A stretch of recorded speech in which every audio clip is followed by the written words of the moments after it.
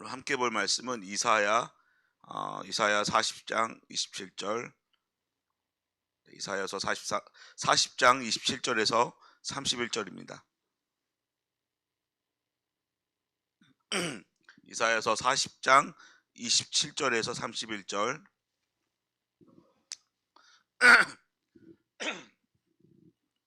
저와 함께 교독하도록 하고 마지막 31절은 함께 읽도록 하겠습니다. 제가 27절 읽겠습니다. 야곱아, 내가 어찌하여 말하며 이스라엘아, 내가 어찌하여 이르기를 내 사정은 여호와께 숨겨졌으며 원통한 것은 내 하나님에게서 수리하심을 받지 못한다 하느냐. 너는 알지 못하였느냐? 듣지 못하였느냐?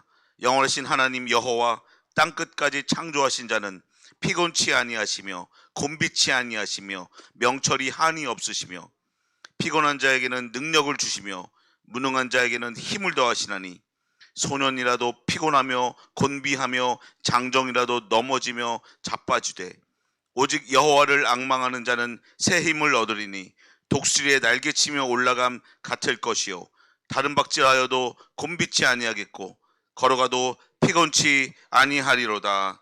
아멘. 오늘 본문을 중심으로 새 힘을 얻으려면 이라는 제목으로 함께 말씀을 나누도록 하겠습니다. 세상 사람들마다 아침을 시작하는 방법이 있다고 합니다. 어떤 사람은 그 진한 커피 한 잔, 에스프레소 한 잔을 마시면 하루가 시작된다고 스스로에게 이제 오랫동안 습관에 의해서 그렇게 시작을 하다 보니까 커피를 마시기 전까지는 힘들었는데 커피 한 잔 딱 마시면은 정신이 번쩍 나면서 하루가 시작되는 사람도 있고, 어떤 사람은 뉴욕에서 택시를 부르고 택시의 문을 딱 닫는 순간이 하루의 시작되는 것이다 라고 이렇게 하는 사람도 있고, 어떤 사람은 스트레칭을 하는 것으로 하루를 시작하는 사람도 있습니다. 또 어떤 사람은 가벼운 독서를 하면서 하루를 시작하기도 합니다. 하나님의 사람은 어떨까요? 루이스 베일리라는 어떤 목사는 아침에 일어나서 눈으로 가장 먼저 보는 것이 하나님의 말씀이 되기를 원하고, 귀로 가장 먼저 듣는 것이 하나님을 찬양하는 노래가 되기를 원하고, 입으로 가장 먼저 나오는 것이 하나님을 향한 신앙 고백과 기도가 되기를 원한다고 했습니다. 또 우리 교회 어떤 권사님은 오늘 하루 창세전에 택함 받은 자, 구원받을 자를 만나게 해달라는 기도로 하루를 시작한다고 합니다. 하나님의 사람들이 이러한 행동을 할 수 있는 본질적인 마음은 어디서부터 나오는 것일까요? 바로 여호와 하나님께서 새로운 하루를 선물로 주셨다는 확신, 그리고 하루를 살아갈 수 있는 새로운 힘도 주셨다는 확신 가운데 그러한 긍정적이고 소망적이고 기대하는 마음이 나오는 것이라고 생각이 됩니다. 그래서 여호와를 앙망하는 자는 새 힘을 얻는다라고 오늘 본문 40장 31절에서 말씀하고 있습니다. 하나님을 믿는 사람은 오직 예수 그리스도의 십자가 구속의 은혜로 구원받은 사람을 말합니다. 그러므로 자신의 행위를 의지하는 것도 아니고 어제의 상황과 환경, 그리고 오늘 나의 상태와 모습, 그 모습이 그대로일지라도, 아무 변화가 없을지라도 오직 약속하신 말씀에 신실하신 여호와 하나님께서 새로운 힘을 주셨다는 확신 가운데 감사의 고백을 하는 것으로 하루를 시작할 수 있는 것이죠. 우리 다 함께 이런 고백을 하면서 한번 하루를 시작했으면 합니다. 저를 따라해 주시면 되겠습니다. 여호와 하나님, 새로운 하루를 시작할 수 있도록 새로운 힘을 주심에 감사를 드립니다. 새로운 하루도 선물로 주셨고 새로운 힘도 그 하루를 살 수 있도록 선물로 주셨다고 고백하고 시작하셨으면 합니다. 이스라엘 백성들이 새벽을 생각하는 개념은 우리랑 좀 다른데, 그러니까 밤에 하나님이 모든 것을 다 해놓으셨다라는 생각으로 하루를 시작한다고 합니다. 마치 어머니가 아침에 일어나는 아이를 위해서 밥상을 다 차려놓고 그 밥을 먹고 나가는 것처럼 그런 의미로 새벽을 맞이한다고 합니다. 우리는 어떻게 새벽을 맞이합니까? 하나님이 나의 사업과 직장과 내가 지난밤 고민했던 여러 가지 문제들을 졸지도 않고 주무시도 않고 피곤치 않으시는 하나님께서 밤늦게 밤새도록 다 해놓으시고, 그리고 자녀를 위해서 밥상을 차려놓으시고, 그것을 해놓고 기쁜 마음으로 우리를 맞이하는 그런 생각으로 새벽을 우리도 맞이해야겠습니다. 그렇다면 하나님께서 새로운 힘을 공급해 주신다는 확신은 어떤 사람이 갖게 될까요? 오늘은 첫째 되지만 함께 하겠습니다.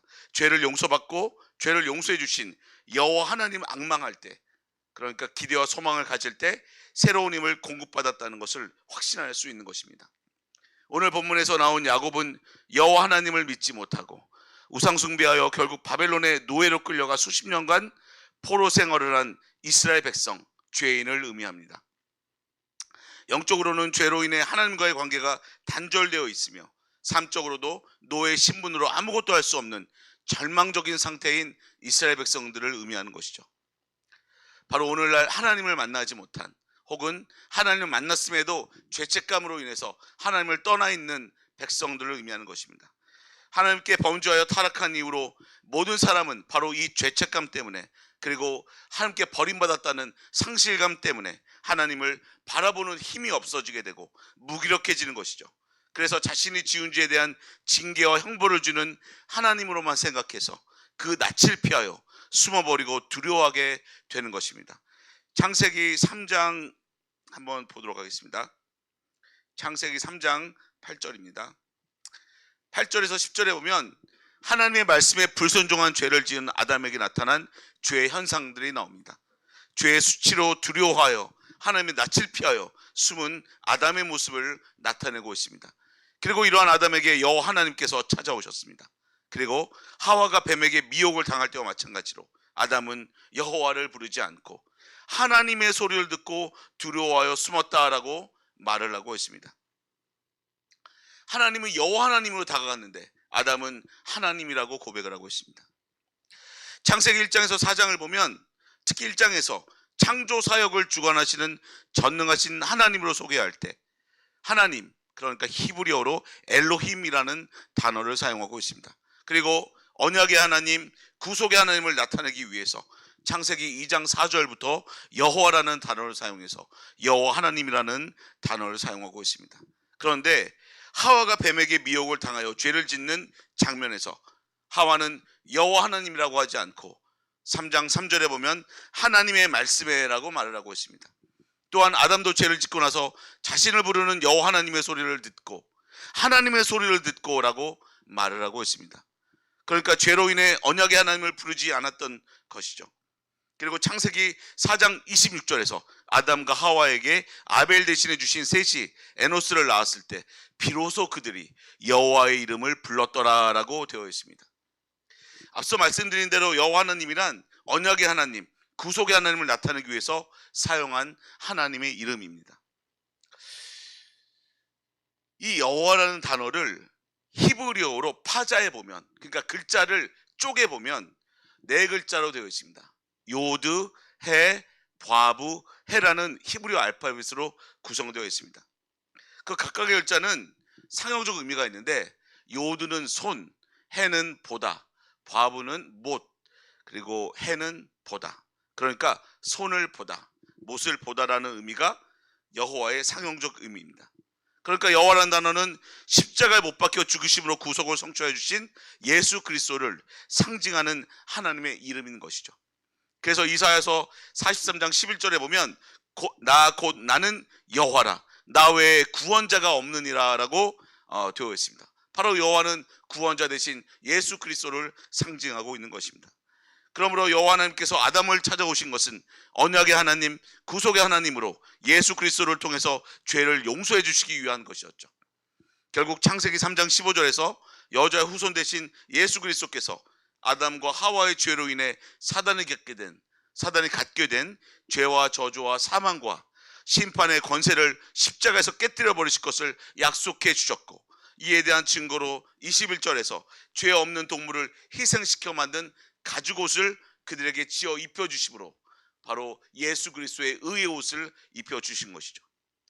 여호와는 구원자 되신 예수 그리스도를 의미하며 예수 그리스도를 통해 구원해 주시겠다고 언약을 선포하시는 하나님을 의미하는 것입니다. 죄를 용서해 주시기 위해 찾아오신 여호와 하나님을 아담은 하나님이라고 말하면서 죄에 대한 형벌을 내리는 무서운 하나님으로 생각하고 죄책감에 사로잡혀 하나님을 피해 숨어버린 것입니다. 여호와 하나님은 죄를 용서해 주시기 위해서 아담을 불렀지만 아담은 죄책감으로 인해 하나님을 피했던 것입니다. 따라서 죄책감을 가지고 하나님을 교회에 나오거나 하나님을 만나려고 한다면 하나님께서 주시는 새 힘을 공급받을 수도 없고 하나님을 온전히 바라볼 수도 없다는 것이죠. 하나님에 대한 기대와 소망을 가질 수도, 약속해 주신 말씀을 나를 위한 말씀으로 믿을 수도 없게 된다는 것입니다. 그러므로 여호와 하나님께서 예수 그리스도의 십자가 구속을 통해서 나의 모든 죄를 용서해 주셨다는 것을 믿고 죄인에서 의인으로 신분이 변화되었다는 확신을 가질 때 여호와 하나님께서 주시는 새 힘을 공급받을 수 있는 것입니다. 본질적으로 구원의 확신이 있을 때, 구원의 감격이 회복될 때 여호와 하나님을 온전히 바라보게 되고 기대와 소망 가운데 새로운 힘을 얻게 되는 것입니다. 로마서 3장 23절 한번 찾아보겠습니다.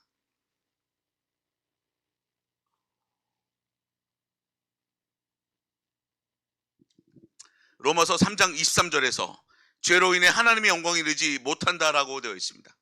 죄책감으로 인해 하나님을 바라보지 못하는 것이죠. 그런데 24절에서 예수 그리스도께서 나의 모든 죄의 값을 십자가에 피 흘려 죽으심으로 대신 그 값을 치러주시고 속죄의 은혜를 베풀어 예수 그리스도 안으로 속하게 하여 주신 것, 그러니까 값없이 베풀어 주신 구속의 은혜를 믿음으로 죄인에서 의인으로 신분이 바뀌게 되어서 하나님을 바라볼 수 있게 된 것입니다. 계속해서 3장 25절에서 26절 말씀과 같이 화목제물 대신 예수 그리스도의 십자가 구속을 믿음으로 전에 지은 죄를 간과해 주신 하나님의 은혜로 의롭다함을 얻게 된 것입니다.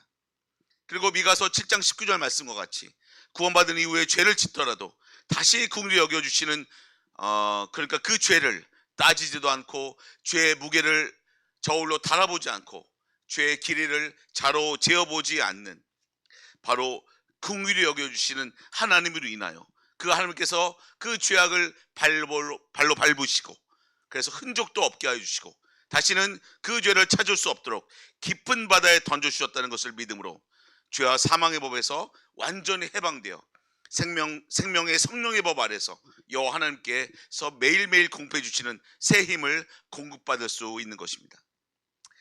오늘 본문 이사야서 40장 31절에 앙망하다는 말은 어떤 일이 될 것을 소망하고 기대하고 바라는 것이라는 의미입니다. 그래서 40장 31절을 다시 읽어보면 오직 여호와를 앙망하는 자는 새 힘을 얻으리니 독수리의 날개침이 올라감 같을 것이요 다른 박질하여도 곤비치 아니하겠고 걸어가도 피곤치 아니하리로다 라고 되어 있습니다. 죄로 인해 하나님을 바라보지 못하게 될 때 하나님께서 주시는 새로운 힘을 공급받지 못하며 삶을 힘없이 살아가게 되는 것입니다. 하나님께서는 아담과 하와에게 생명과를 주어 지치지 않고 피곤치 않은 존재로 만드셨고 에덴에서 영원히 살 수 있는 존재로 만드셨습니다.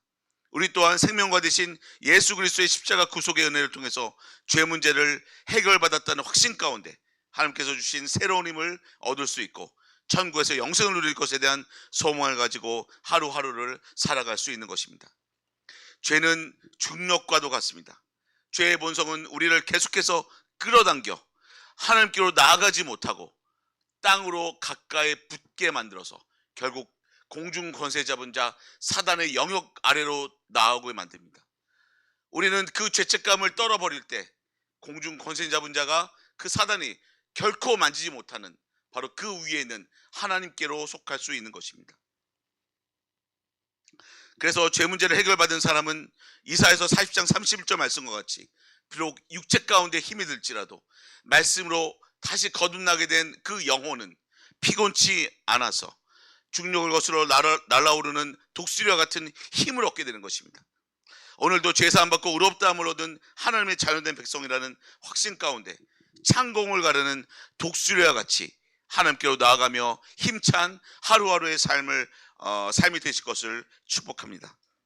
우리 31절 이사야 41장 31절 함께 읽고 마치도록 하겠습니다. 1014페이지에 있습니다. 여기 오직 여호와를 앙망하는 이름을 놓고 앙망하는 영주에게는 라고 하면서 힘차게 이 말씀을 같이 한번 읽도록 하겠습니다. 시작. 오직 여호와를 앙망하는 영주에게는 새 힘을 얻으리니 독수리의 날개치며 올라가면 같을 것이요 다른 박질하여도 곤비치 아니하겠고 걸어가도 피곤치 아니하리로다. 아멘. 기도하겠습니다.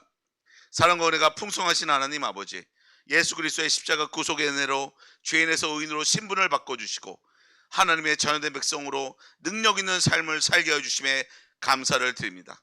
하루하루의 삶을 살아가는 가운데 죄책감 가운데 스스로 하나님께 멀어지는 것이 아니라 죄사함 받은 확신 가운데 하나님께서 주신 새로운 힘을 공급받아 승리하는 삶을 살아가는 우리 모두가 되게 하여 주시옵소서. 증거 시리즈를 통해서 계속해서 가인의 표, 무지개의 증거, 다말의 증거, 라합의 증거를 선포하고 있습니다. 증거가 있는 사람은 구원의 확신과 감격 가운데 다시 한번 새 힘을 공급받아 하나님이 일을 하는데 부족함이 없도록 모든 것을 만족하는 가운데 하루하루 힘차게 살아갈 수 있게 하여 주시옵시고, 혹은 증거가 없는 사람은 이 기회에 구원 상담과 구원의 복음을 다시 듣고 증거를 찾는 가운데 인천 성산교회 온 성도들이 확실한 하나님께서 주신 예수 그리스도의 증거를 10년 가운데 분명히 기록하여 구원의 확신과 감격 가운데 교회에 주신 비전을 따라 삶 가운데 승리하는 모든 성산의 성도들이 될 수 있도록 하나님께서 역사하여 주시옵소서. 이 모든 말씀 우리 구주 예수 그리스도의 이름 받들어 기도드렸습니다. 아멘. 계속해서 담임 목사님과 교회를 위해서 기도해 주시고, 교회 안에 있는 환우들과 어려움 처리하는 형제들과 가정들을 위해서 기도해 주시고, 각자 기도 제목을 위해서 기도하는 시간을 갖도록 하겠습니다.